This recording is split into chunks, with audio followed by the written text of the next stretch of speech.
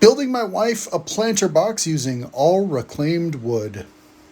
2x4s for the legs, cut into 3-foot lengths. Putting your tripod on the sawhorse might put you close to the action, but doesn't work with longer pieces.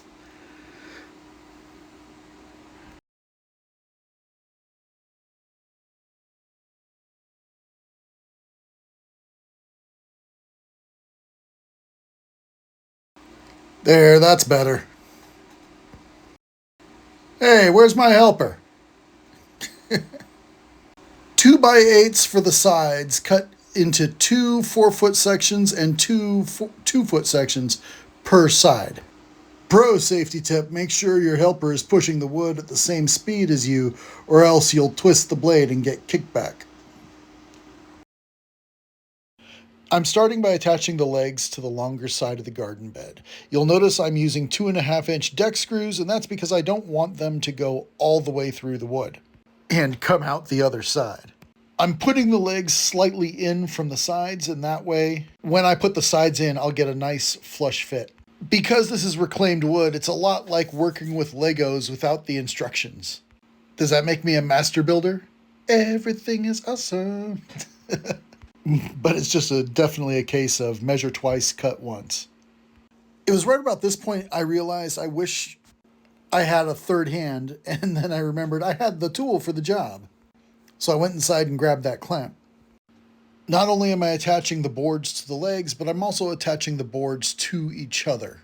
That way we've got extra anchoring.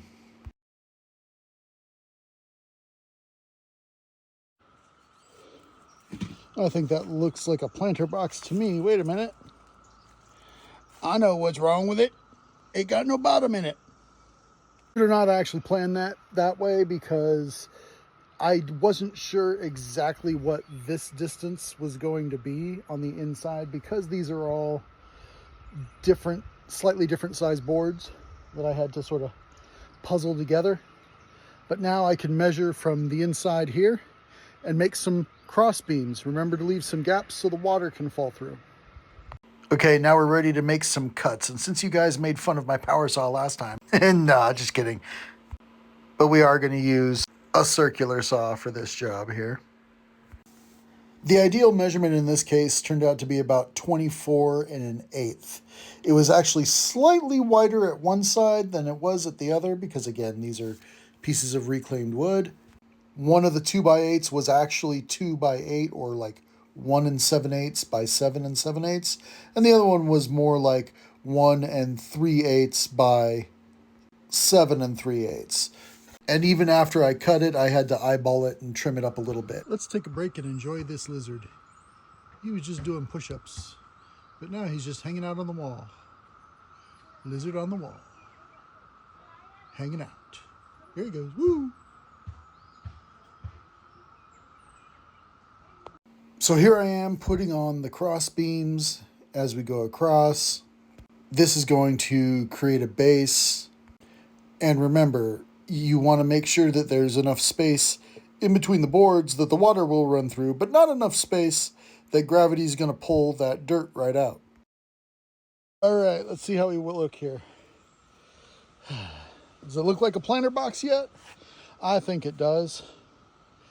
All recycled materials with the exception of the screws. I actually took some 2x4s in addition to the 2x8s, and I closed those gaps a little because that was making me uncomfortable.